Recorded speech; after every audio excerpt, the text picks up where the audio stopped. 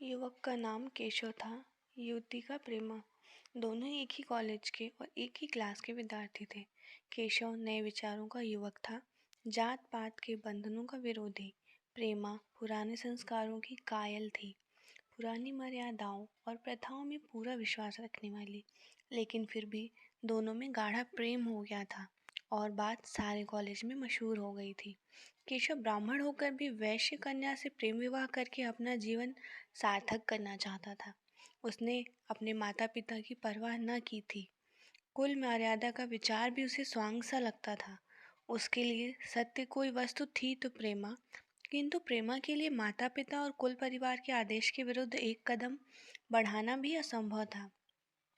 संध्या का समय है। विक्टोरिया पार्क के एक निर्जन स्थान में दोनों आमने सामने हरियाली पर बैठे हुए हैं। सैर करने वाले एक एक करके उन्हें देखकर विदा हो गए, किंतु दोनों अभी भी वहीं बैठे हुए हैं। उनमें एक प्रसंग छिड़ा हुआ है जो किसी तरह समाप्त नहीं होता है। केशव ने झुंझलाकर कहा, इसका अर्थ यह है कि तुम्हें मेरी परवाह नहीं है। प्रेमा ने शांत करने की चेष्टा से कहा, तुम मेरे साथ अन्याय कर रहे हो केशव, लेकिन मैं इस विषय को माता पिता के सामने कैसे छेड़ूं? यह मेरी समझ नहीं आता। वो लोग पुरानी रूढ़ियों के भक्त हैं। मेरी तरफ से ऐसी बात सुनकर उनके मन में जो जो शंकाएं होंगी उसकी कल्पना कर सकते हो। केशव ने उग्र भाव से पूछा, तो तुम भी उन्हीं पुरानी रूढ़ियों की गुलाम हो? प्रेमा ने अपनी बड़ी बड़ी आंखों में मृदु स्नेह भरकर कहा, नहीं, मैं उनकी गुलाम नहीं हूँ, लेकिन माता पिता की इच्छा मेरे लिए और सब चीज़ें से मान्य है। तुम्हारा व्यक्तित्व कुछ नहीं, ऐसा ही समझ लो। मैं तो समझता था वो ढकोसले मूर्खों के लिए हैं, लेकिन अब मालूम हुआ कि तुम जैसी विदुषियां भी उनकी पूजा करती हैं। मैं तुम्हारे लिए संसार छोड़ने को तैयार हूँ, तो मैं तुमसे भी यही आशा करता हूँ। प्रेमा ने मन में सोचा, मेरा अपनी देह पर क्या अधिकार है? जिस माता पिता ने अपने रक्त से मेरी सृष्टि की और अपने प्रेम से उसे पाला है, उनकी मर्जी के खिलाफ कोई काम करने का उसे कोई हक नहीं है। उसने दीनता के साथ केशव से कहा, क्या प्रेम स्त्री और पुरुष के रूप में ही रह सकता है, मैत्री के रूप में नहीं? मैं तो प्रेम को आत्मा का बंधन समझती हूँ। केशव ने कठोर भाव से कहा, इन दार्शनिक विचारों से तुम मुझे पागल कर दोगी प्रेमा। बस इतना ही समझ लो, मैं निराश होकर जिंदा नहीं रह सकता। मैं प्रत्यक्षवादी हूँ और कल्पनाओं के संसार में अप्रत्यक्ष का आनंद उठाना मेरे लिए संभव नहीं है। यह कहकर उसने प्रेमा का हाथ पकड़कर अपनी ओर खींचने की चेष्टा की। प्रेमा ने झटके से हाथ छुड़ा लिया और बोली, नहीं केशव, मैं कह चुकी हूँ, मैं स्वतंत्र नहीं हूँ। तुम मुझसे वह चीज़ न मांगो जिस पर मेरा कोई अधिकार नहीं है। केशव को प्रेमा ने कठोर शब्द से कहा होता तो उसे इतना दुख नहीं होता।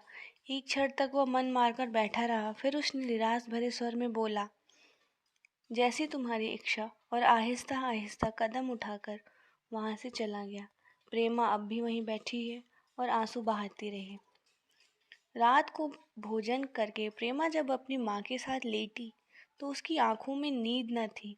केशव ने उसे एक ऐसी बात कह दी थी जो चंचल पानी में पड़ने वाली छाया की तरह उसके दिल पर छाई हुई थी। प्रति क्षण उसका रूप बदलता था। वह उसे स्थिर न कर सकती थी। माता से इस विषय में कुछ कहे तो कैसे? लज्जा मुंह बंद करा देती थी। माता, उसने सोचा, अगर केशव के साथ मेरा विवाह न हुआ तो मेरे लिए संसार में फिर क्या रह जाएगा? लेकिन मेरा बस ही क्या है? इन भांति भांति के विचारों में एक बात जो उसके मन में निश्चित हुई वह यह थी कि केशव के सिवा वह किसी और से विवाह न करेगी। उसकी माता ने पूछा, क्या तुम्हें अब तक नींद नहीं आई?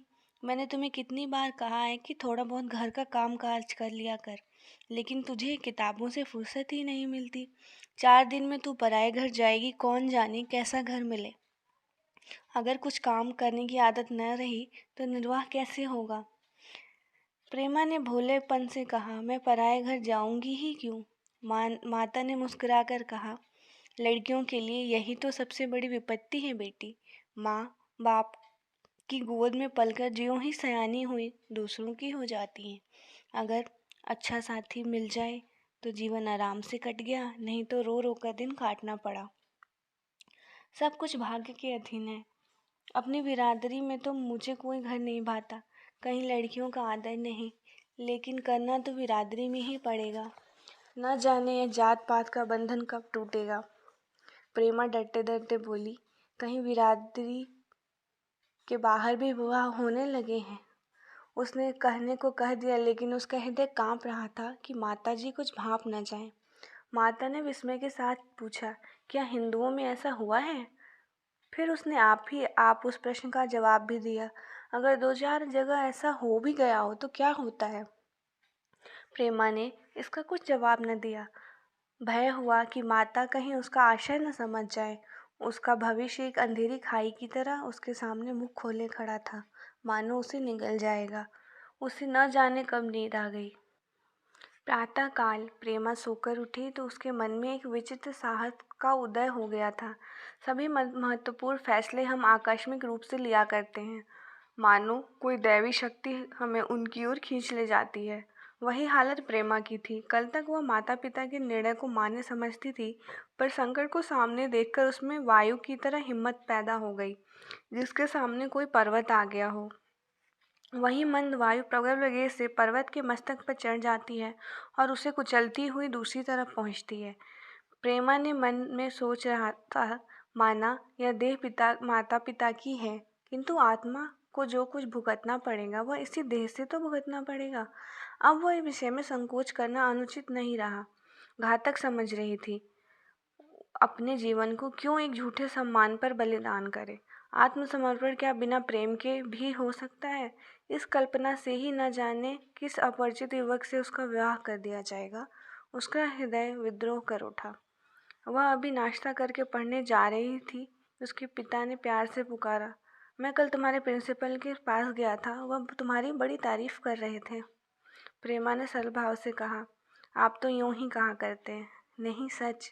यह कहते हुए उन्होंने अपनी मेज की दराज खोली और मखमल की चौखटों में जड़ी हुई एक तस्वीर निकालकर दिखाते हुए बोला, यह लड़का आईसीएस है।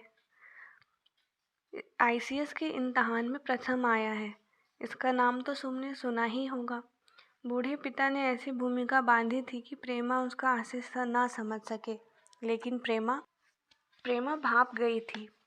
उसका मन तीर की भांति लक्ष्य पर जा पहुंचा। उसने बिना तस्वीर की ओर देखे ही कहा, नहीं, मैंने तो नाम भी नहीं सुना। पिता ने बनावटी आश्चर्य से कहा, क्या तुमने उसका नाम नहीं सुना? आज के दैनिक पत्र में उसका चित्र और जीवन वृत्तांत छपा है। प्रेमा ने रुखाई से जवाब दिया, होगा, मगर मैं तो इस परीक्षा को कोई महत्व नहीं समझती। मैं तो समझती हूँ जो लोग इस परीक्षा में बैठते हैं वे पल्ले सिर के स्वार्थी होते हैं।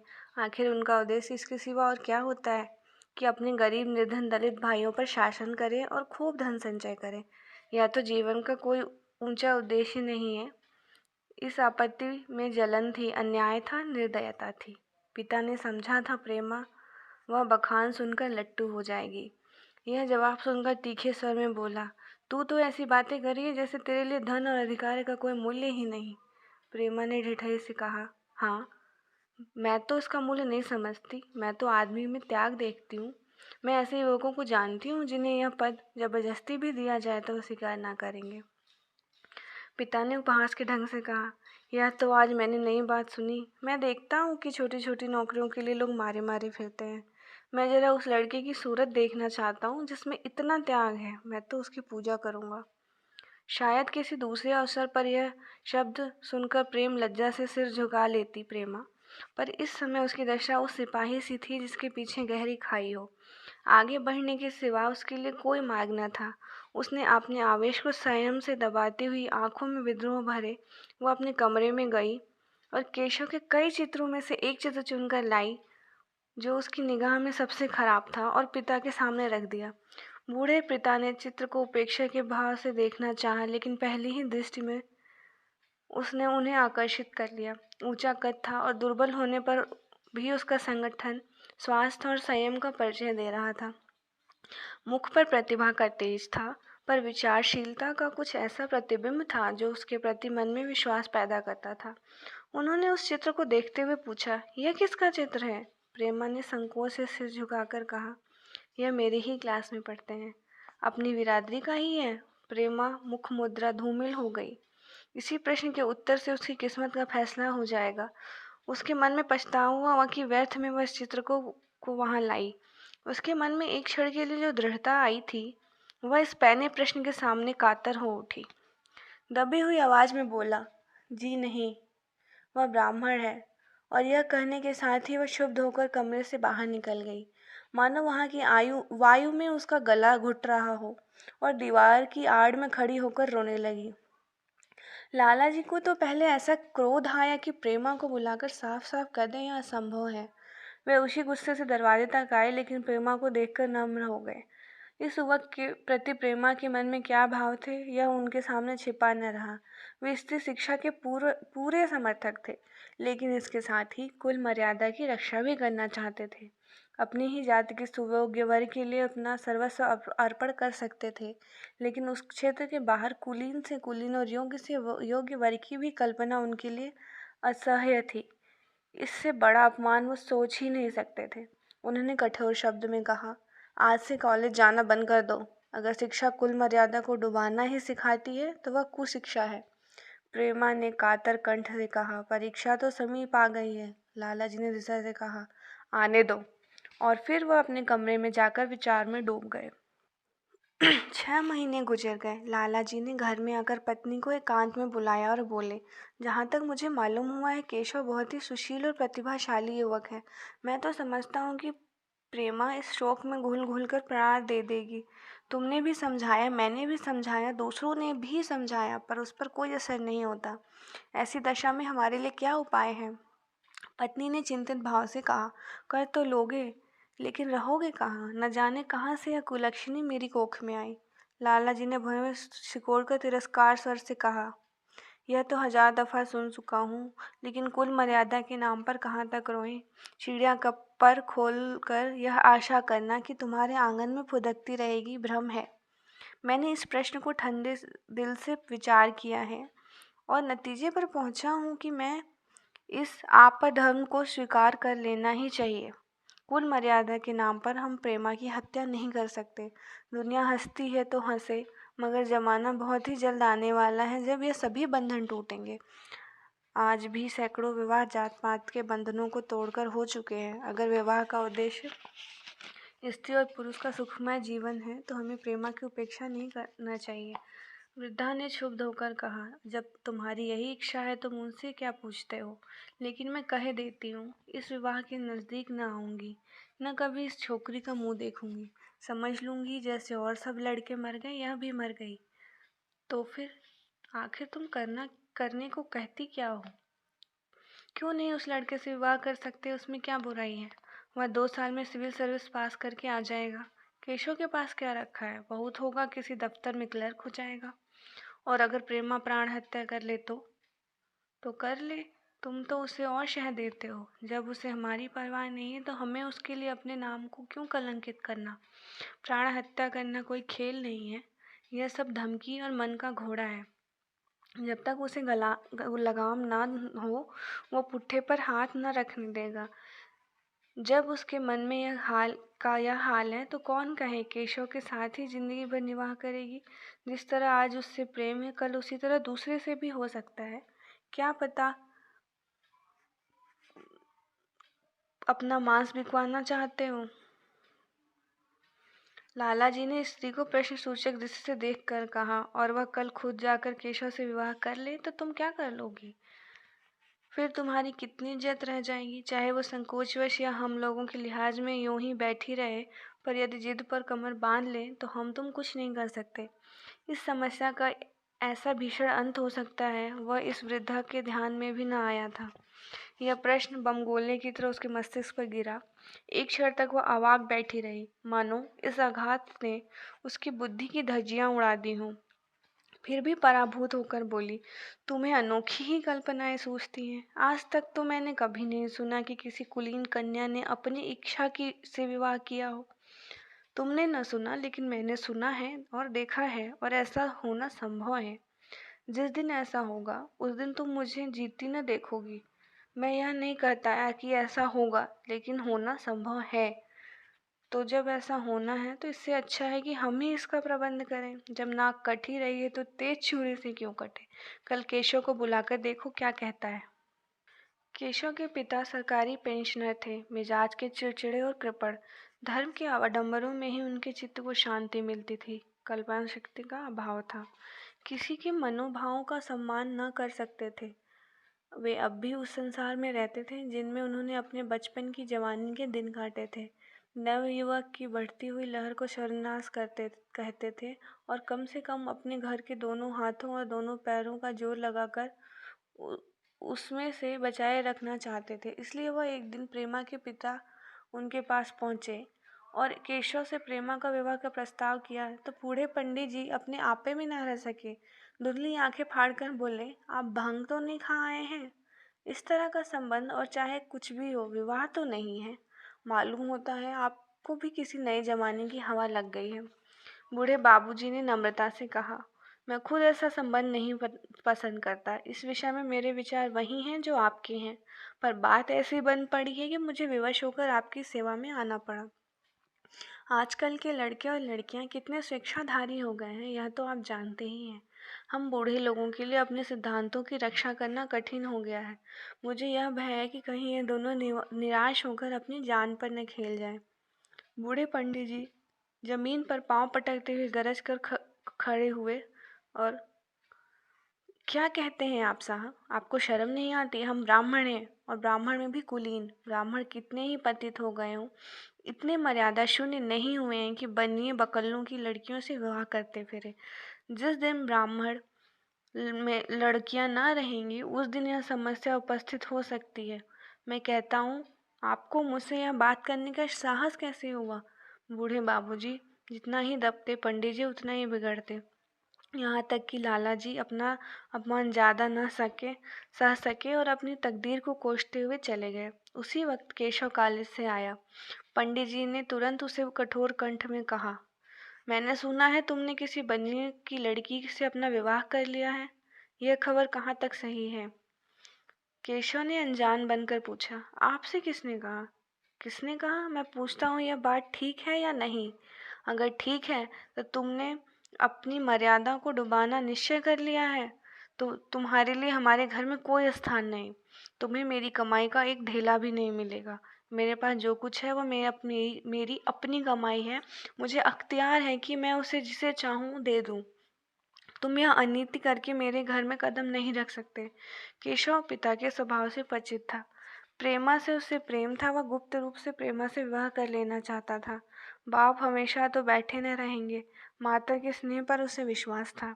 उस प्रेम की तरह वह सारे कष्टों को झेलने के लिए तैयार मालूम होता था, लेकिन जैसे ही कोई कायर सिपाही बंदूक के सामने जाकर हिम्मत खो बैठता है और कदम पीछे हटा लेता है, वही दशा केशव की हुई। साधारण युवकों की तरह सिद्धांतों के लिए केशव बड़े बड़े तर्क कर सकता था, जुबान में अपनी भक्ति की दुहाई दे सकता था, लेकिन इसके लिए यातनाएं झेलने की सामर्थ्य उसमें न थी। अगर वह अपनी जिद पर अड़ा और पिता ने भी अपनी टेक रखी तो उसका कहाँ ठिकाना लगेगा। उसका जीवन ही नष्ट हो जाएगा। उसने अपने दबी जबान से कहा, जिसने आपसे यह कहा है बिल्कुल झूठ कहा है। पंडित जी ने तीव्र नेत्रों से देखकर कहा, तो यह खबर बिल्कुल गलत है? जी हाँ, बिल्कुल गलत है। तो तुम आज ही इस वक्त उस बनिए को खत लिख दो और याद रखो कि अगर इस तरह की चर्चा फिर कभी उठी तो मैं तुम्हारा सबसे बड़ा शत्रु होऊंगा। बस जाओ। केशव और कुछ न कह सका, वहां से चला गया। वहां से चला तो ऐसा मालूम होता था कि पैरों में दम नहीं। पूरे दिन प्रेमा ने केशव के नाम यह पत्र लिखा, प्रिय केशव, तुम्हारे पूज्य पिताजी ने लाला जी के साथ जो अशिष्ट व्यवहार और अपमान किया है उसका हाल सुनकर मेरे मन में बड़ी शंका उत्पन्न हो रही है। शायद उन्होंने तुम्हें भी डांट फटकार बताई होगी। ऐसी दशा में तुम्हारा निश्चय सुनने के लिए विकल हो रही हूँ। तुम्हारे साथ हर तरह का कष्ट झेलने को तैयार हूँ। मुझे तुम्हारे पिताजी की संपत्ति का मोह नहीं, मैं तो केवल तुम्हारा प्रेम चाहती हूँ, उसी में प्रसन्न हूँ। आज शाम को यहीं आकर भोजन करो। दादा और माँ तुमसे मिलने के लिए इच्छुक हैं।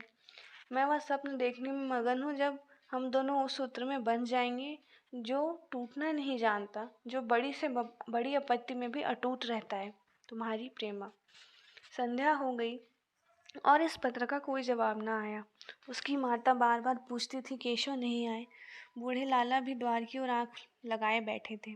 यहाँ तक कि रात के 9 बज गए, न तो केशव आया न उसका पत्र।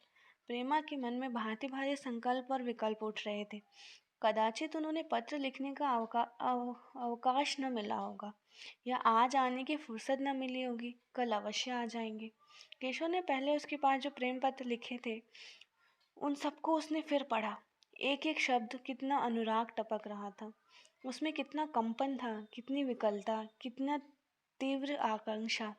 फिर उसे केशव के वो वाक्य याद आ गए जो उसने सैकड़ों ही बार कहे थे। कितनी ही बार उसके सामने रोया था। इतने प्रमाणों के होते हुए भी निराशा के लिए कहाँ स्थान था। मगर फिर भी सारी रात उसका मन जैसी सूली पर टंगा रहा।